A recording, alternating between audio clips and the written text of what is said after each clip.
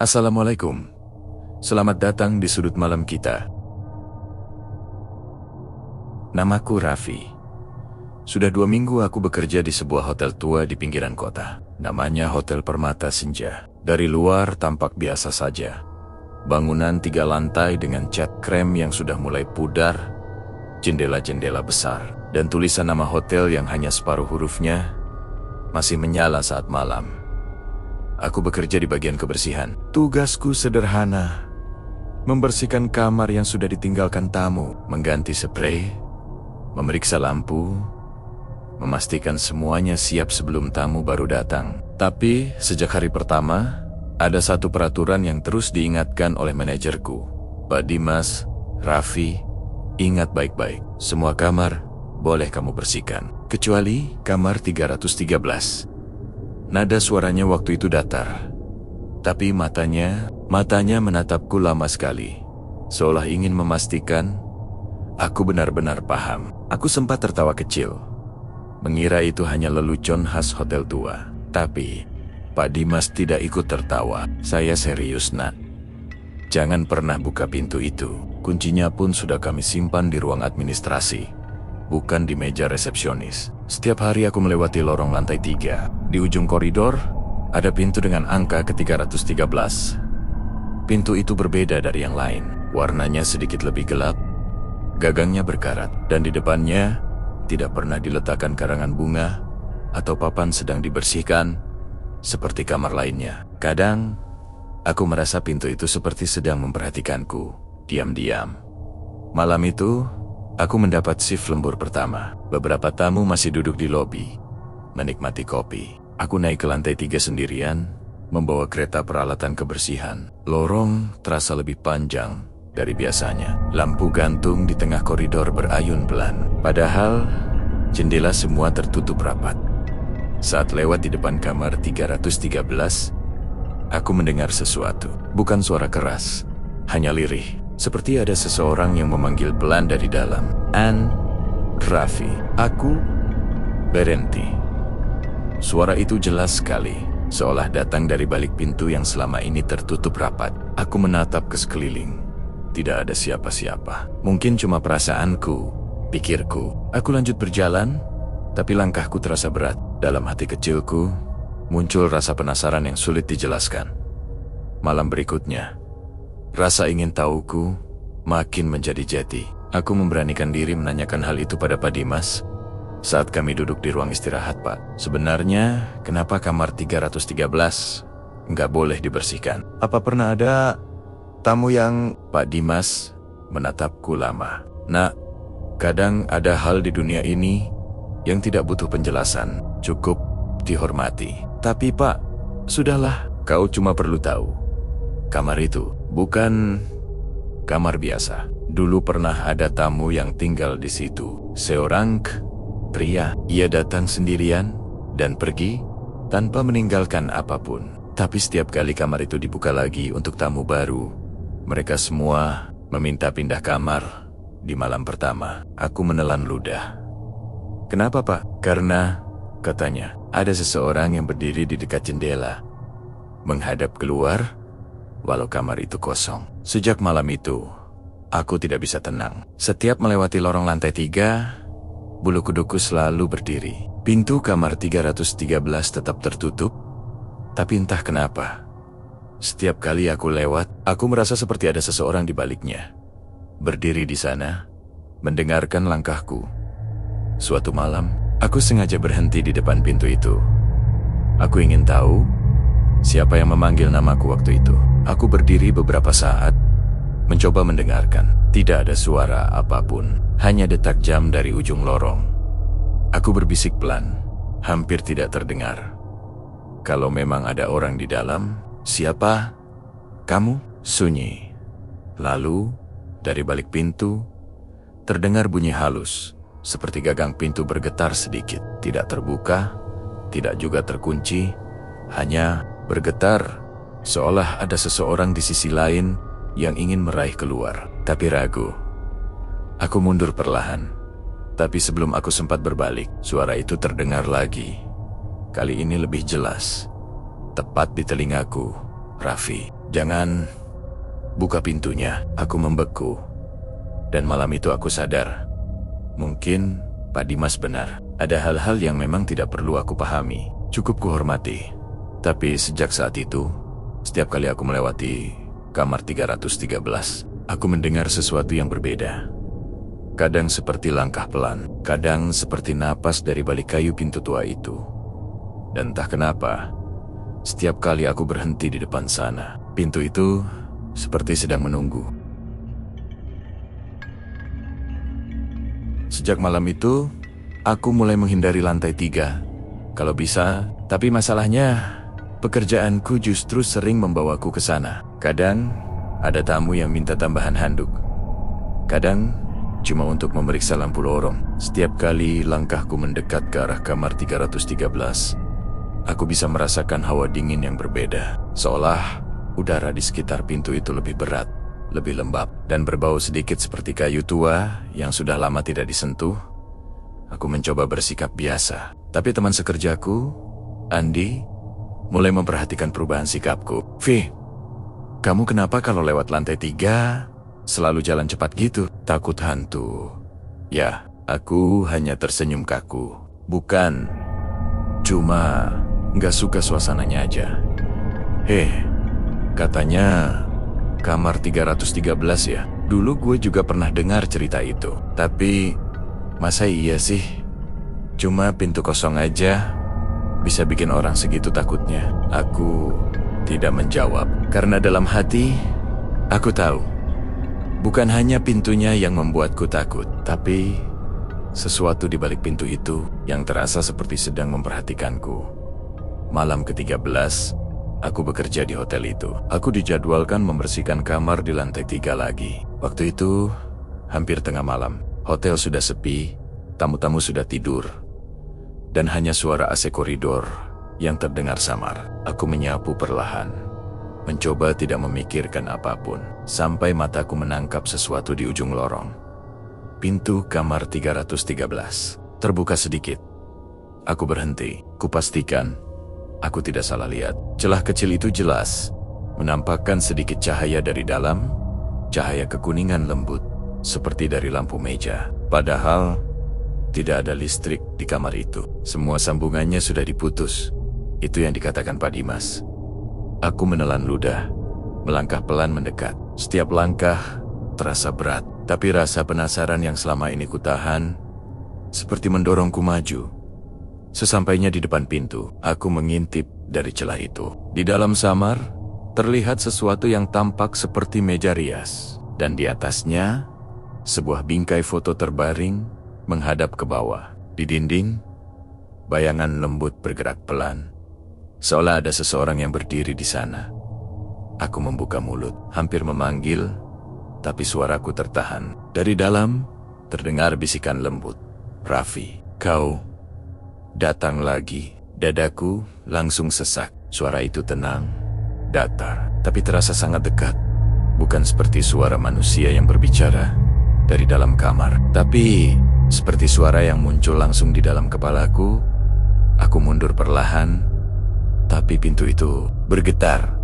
Hanya sebentar, tapi cukup untuk membuat napasku terhenti. Aku ingin lari, tapi kemudian sesuatu yang aneh terjadi. Celah pintu itu menutup sendiri. Tidak terbanting, tidak keras, hanya pelan. Tapi pasti, setelah itu, sunyi. Tidak ada cahaya, tidak ada suara, tidak ada apa-apa. Tapi aku bisa bersumpah, saat pintu itu tertutup, aku mendengar satu kalimat terakhir dari balik kayu tua itu. "Kau tahu, kamar ini tidak menunggumu, tapi mengingatmu." Aku tidak tahu apa maksudnya. Tapi sejak malam itu, setiap kali aku mencoba tidur, aku selalu mendengar ketukan kecil 3 kali. Pelan. Tok, tok, tok. Selalu jam 12:13 malam. Aku sudah memindahkan kamar tidurku ke lantai bawah. Bahkan mencoba menutup telinga dengan bantal. Tapi suara itu tetap terdengar. Kadang samar, kadang jelas. Seolah ada seseorang yang mengetuk dari dalam pikiranku sendiri. Pagi harinya, aku menemui Pak Dimas. "Pak, Tadi malam kamar 313 terbuka. Ada cahaya. Di dalam, Pak Dimas terdiam cukup lama, lalu berdiri dan berjalan ke jendela. Kau tidak seharusnya melihatnya, Raffi. Tapi, Pak, saya... Kau dengar suara itu ya? Aku tertegun. Bapak tahu? Sudah beberapa orang sebelum kamu mendengarnya juga. Mereka semua bilang hal yang sama. Suara lembut yang memanggil nama mereka. Dan setiap kali kami kunci ulang kamar itu, suaranya tetap muncul. Aku mencoba mencari logika. Mungkin cuma suara pipa, mungkin gema dari kamar lain. Tapi di hati kecilku, aku tahu bukan itu. Ada sesuatu di kamar 313 yang hidup. Bukan dalam arti bernyawa, tapi sesuatu yang tetap bertahan, menolak dilupakan. Hari semakin sore ketika Pak Dimas berkata pelan, hampir seperti berbisik. Raffi, kau ingin tahu siapa yang terakhir menempati kamar itu? Aku menatapnya, menunggu. Ia menarik napas panjang, namanya Huga. Raffi. Aku terpaku, tidak bisa bicara. Dan entah kenapa, di ujung lorong, aku merasa pintu kamar 313 bergetar lagi, pelan, seolah menyambut dengan senyum yang tidak terlihat. Sejak Pak Dimas menyebut nama itu, pikiranku tak pernah tenang. Raffi, nama yang sama denganku, sama persis. Bukan hanya nama depan, tapi juga ejaan yang identik. Aku mencoba mengabaikannya, tapi rasa penasaran itu seperti duri kecil di dalam pikiran, tidak terasa sakit, tapi selalu mengganggu. Siapa Raffi yang dulu menempati kamar 313 itu? Mengapa si oliola kamar itu masih mengingat namanya? Atau mungkin menunggu seseorang dengan nama yang sama datang lagi? Keesokan harinya, aku datang lebih pagi ke hotel. Pak Dimas belum tiba, dan resepsionis malam sedang beres-beres meja depan. Aku menghampiri buku catatan tamu lama yang diletakkan di lemari kaca. Buku itu tebal, berdebu, dan sebagian halamannya sudah menguning. Aku membukanya perlahan. Nama-nama tamu tercatat rapi dengan tulisan tangan, tahun demi tahun, bulan demi bulan. Hingga di halaman pertengahan, aku menemukannya. Raffi Ananda, check-in 13 Maret tahun 2013, kamar 313. Aku menatap angka itu lama. 13 Maret, kamar 313. Tanggal dan nomor yang seperti saling bercermin. Di kolom checkout tidak ada tanda tangan, hanya garis kosong. Tidak ada catatan keberangkatan, tidak ada keterangan. Seolah tamu itu tidak pernah benar-benar pergi. Aku menutup buku itu perlahan, tapi perasaan dingin menjalar di tengkukku. Angka-angka itu, huruf-huruf itu, seakan menyatu membentuk pola yang tidak kebetulan. Siang harinya, aku memberanikan diri menemui Bu Sari, karyawan tertua di hotel itu. Ia sudah bekerja di sana sejak hotel berdiri. Bu, dulu pernah ada tamu bernama Raffi. Tahun ke 2013. Ibu ingat orangnya? Bu Sari terdiam sejenak. Tatapannya berubah lembut, tapi raut wajahnya seperti menahan sesuatu. Ingat nak, ia datang sendiri, bawa koper kecil dan buku catatan. Ramah sekali anak itu. Katanya sedang menulis tentang kisah hotel ini. Aku terperanjat menulis seperti buku Aryan. Entahlah, tapi setiap malam ia selalu duduk di dekat jendela kamar ke 313. Katanya, dari sana ia bisa mendengar sesuatu yang ingin diceritakan oleh bangunan ini. Aku terdiam lama. Sesuatu yang ingin diceritakan oleh bangunan ini. Kalimat itu terus bergema di kepalaku. Malamnya, aku tidak bisa tidur. Rasa penasaran sudah berubah menjadi dorongan yang tak bisa lagi kutahan. Aku membawa senter kecil dan naik ke lantai 3 sendirian. Lorong terasa lebih panjang dari biasanya. Udara di sana terasa tidak bergerak, sunyi dan kaku. Pintu kamar 313 masih tertutup seperti biasa. Tapi kali ini aku tidak hanya berdiri di depan. Aku jongkok, mencoba melihat dari celah bawah pintu. Gelap, tapi aku melihat sesuatu. Ujung kertas lusuh, seperti halaman buku yang menyelip keluar sedikit. Tanganku bergetar saat menariknya pelan. Kertas itu berdebu, ada tulisan tangan di atasnya, tinta hitam yang hampir pudar. Aku membaca dengan hati-hati. Nama kita mungkin sama, tapi hanya satu yang diingat oleh kamar ini. Jangan buka pintunya, karena yang menunggu bukan lagi aku, tapi bayanganku. Aku berhenti membaca tulisan itu. Tanda tangannya sama. Raffi. Aku menatap pintu kamar itu lama sekali. Jantungku berdetak cepat. Tapi anehnya, tidak sepenuhnya karena takut. Ada rasa lain. Rasa seolah sesuatu di dalam sana memang ingin aku membaca itu. Entah kenapa, aku merasa kamar itu bukan menakutiku, tapi mencoba berkomunikasi. Aku menatap angka 313 yang terpaku di pintu itu. Catnya mulai pudar, tapi entah mengapa, angka itu tampak seperti bergetar perlahan. Dan dalam keheningan malam itu, aku mendengar suara halus. Bukan bisikan, bukan panggilan, lebih seperti suara seseorang yang bernafas tenang.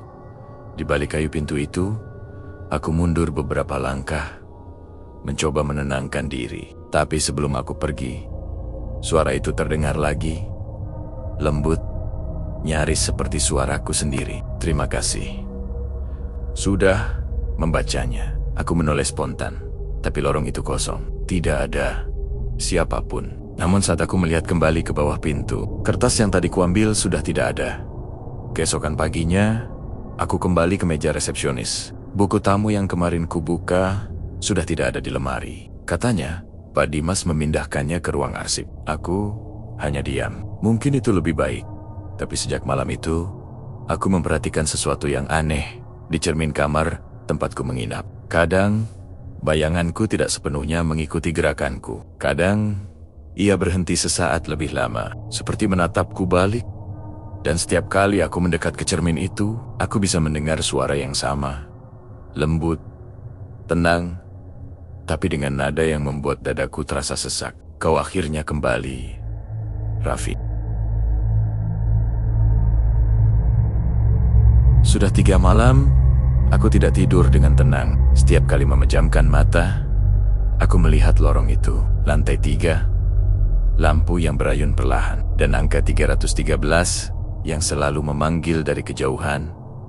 Aku tidak tahu, apakah semua ini cuma karena lelah, atau karena sesuatu memang mencoba berkomunikasi denganku. Tapi sejak aku membaca catatan itu, tulisan tangan yang menyebut namaku, aku merasa seolah dinding-dinding hotel ini mulai bernafas. Ada kalanya aku duduk di lobi malam hari dan mendengar langkah kaki di atas, padahal semua tamu sudah tidur. Dan cermin di kamarku. Cermin itu semakin aneh. Setiap pagi, bayanganku tampak sedikit berbeda. Posisinya tidak sejajar. Matanya sedikit lebih lama menatap balik sebelum mengikuti gerakanku. Aku mencoba mengabaikannya. Tapi malam itu, ketika aku menyalakan lampu kamar, aku melihat sesuatu yang membuatku terpaku. Di sisi bawah cermin, ada bekas goresan kecil, seperti ukiran yang tertutup lapisan debu. Aku mendekat, membersihkannya perlahan. Tulisan itu sederhana. 313. Bukan kamar, tapi pantulan. Aku tidak langsung paham, tapi dalam hati ada rasa yang aneh, seperti aku baru saja disentuh oleh sesuatu yang mengenali pikiranku. Keesokan harinya, aku menemui Pak Dimas di ruang administrasi. Di tangannya ada kunci besi tua, berkarat, dengan angka kecil terukir samar di gagangnya. Ke 313, Pak. Kamar itu sebenarnya apa? Ia menghela napas pelan, menatap kunci itu lama. Kamar itu dulunya tidak bernomor 313, hanya kamar biasa di ujung koridor. Tapi setelah kejadian tahun 2013, semua catatan berubah. Denah bangunan pun entah kenapa menyesuaikan sendiri.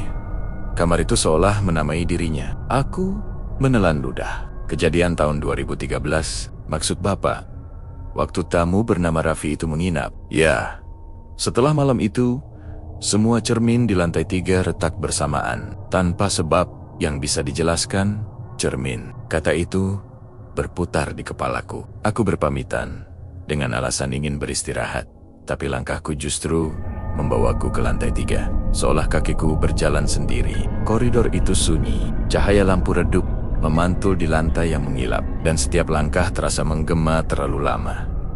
Di depan pintu 313, aku berhenti. Pintu itu tetap tertutup, tapi di depannya aku melihat pantulan samar dari kaca jendela seberang lorong. Yang aneh, dalam pantulan itu aku melihat sesuatu. Bayangan seseorang berdiri di depan pintu, tapi bukan aku. Tubuhnya sedikit condong, dan wajahnya menunduk. Aku berbalik cepat. Tidak ada siapapun di sana. Tapi ketika aku melihat kembali ke kaca jendela itu, bayangan itu masih ada. Kali ini mengangkat kepala, dan wahanya, wajah itu sama persis denganku. Aku mundur beberapa langkah. Nafasku terasa berat. Lalu, dari balik pintu 313, terdengar suara berbisik, lembut tapi jelas. Bayangan tidak bisa mati. Raffi. Ia hanya menunggu cermin berikutnya. Aku menutup mata, berusaha meyakinkan diri bahwa aku hanya berhalusinasi. Tapi ketika ku buka mata, kaca jendela di depanku tidak lagi memantulkan lorong hotel. Yang terlihat hanyalah permukaan gelap bergetar, seperti air yang tenang disentuh angin. Di permukaan itu muncul tulisan pelan, seolah terbentuk oleh kabut. Masuklah. Sudah waktunya melihat sisi lain. Aku tidak tahu kenapa, tapi tanganku bergerak sendiri. Aku menyentuh kaca itu. Dingin, tapi bukan dingin biasa. Dingin yang terasa seperti menyentuh udara dari tempat yang jauh lebih dalam. Sesaat kemudian, pantulan di kaca itu berubah. Sekarang aku melihat kamar 313, lengkap dengan meja rias dan jendela terbuka. Padahal, aku masih berdiri di luar. Aku mundur spontan, tapi lorong di belakangku hilang. Yang tersisa hanya barisan pintu-pintu tanpa angka. Semuanya tertutup rapat, hanya satu yang masih menampilkan angka. 313. Aku menatap sekeliling. Hotel ini tampak sama, tapi tidak sepenuhnya. Lampunya lebih redup, udaranya lebih berat, dan keheningannya terasa padat. Lalu aku menyadari sesuatu. Pantulan yang tadi kulihat di jendela, kini berdiri. Tepat di depan pintu ke-313, ia menatapku, tersenyum samar. Lalu berkata pelan dengan suaraku sendiri, "Selamat datang kembali." Dan pintu kamar itu terbuka perlahan. Aku tidak tahu apakah aku masih berada di hotel yang sama, atau di pantulan yang selama ini menunggu untuk menjadi nyata. Jangan aku tahu. Setiap kali aku menatap cermin sekarang, aku tidak pernah benar-benar yakin siapa yang sedang melihat siapa. Aku tidak tahu sudah berapa lama aku berdiri di depan pintu itu. Kamar ke-313. Setiap kali aku menatapnya, aku merasa seperti sedang menatap ingatanku sendiri. Ingatan yang bukan milikku, tapi juga tidak sepenuhnya asing. Setelah malam itu, setelah pintu itu terbuka, semuanya terasa kabur.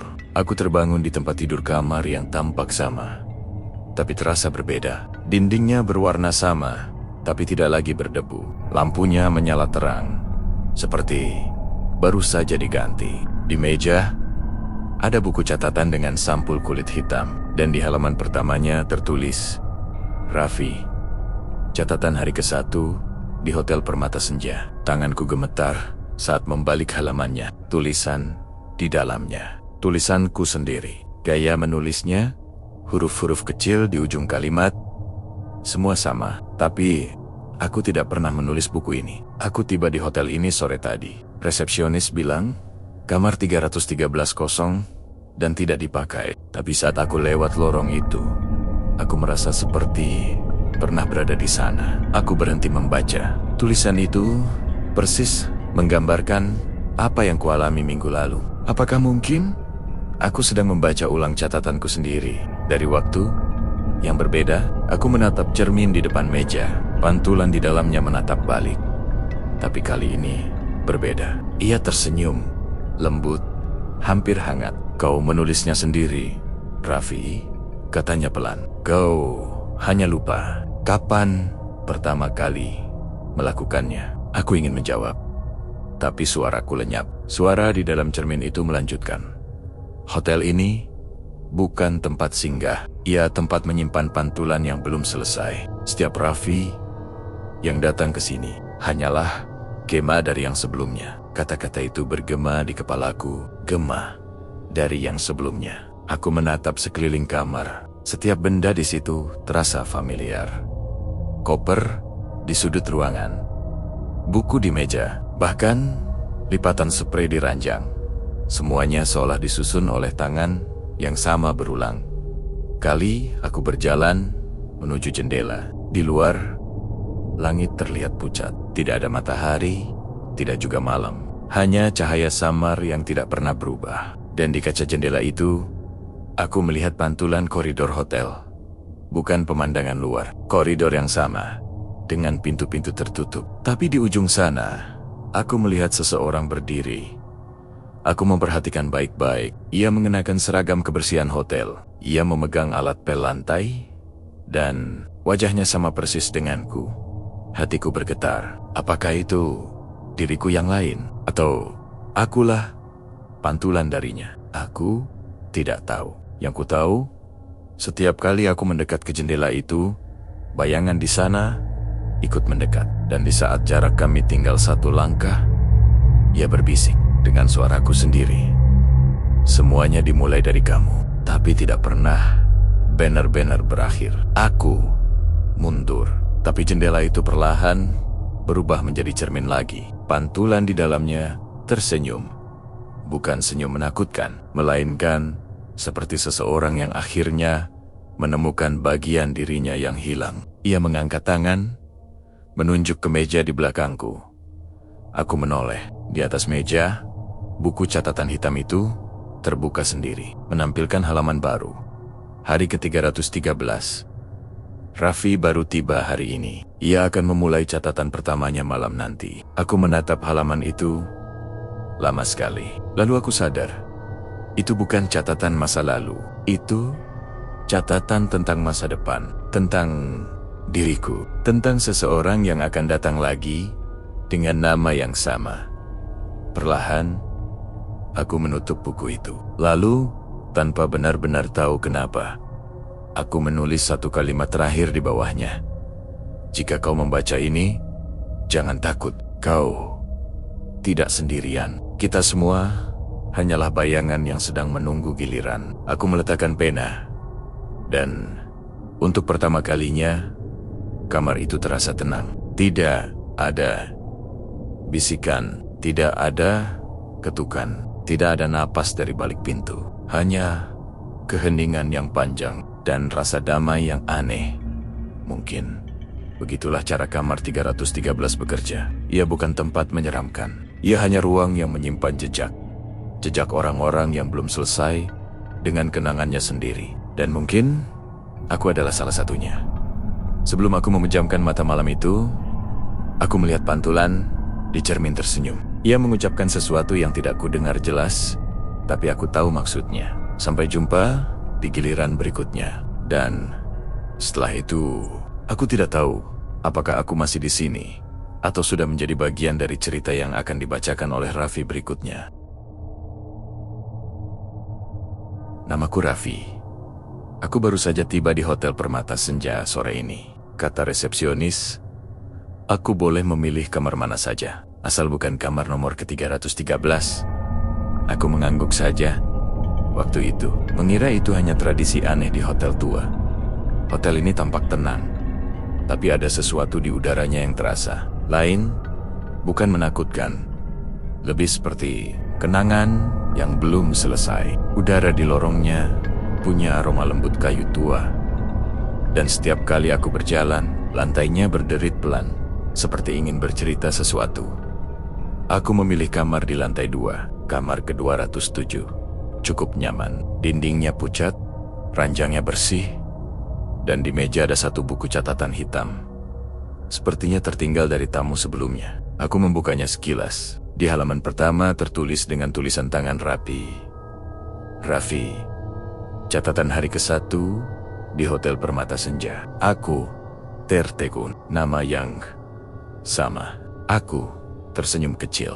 Ah, kebetulan, pikirku. Tapi saat aku membalik ke halaman terakhir, aku merasa dada ini tiba-tiba berat. Tulisan di sana tampak baru.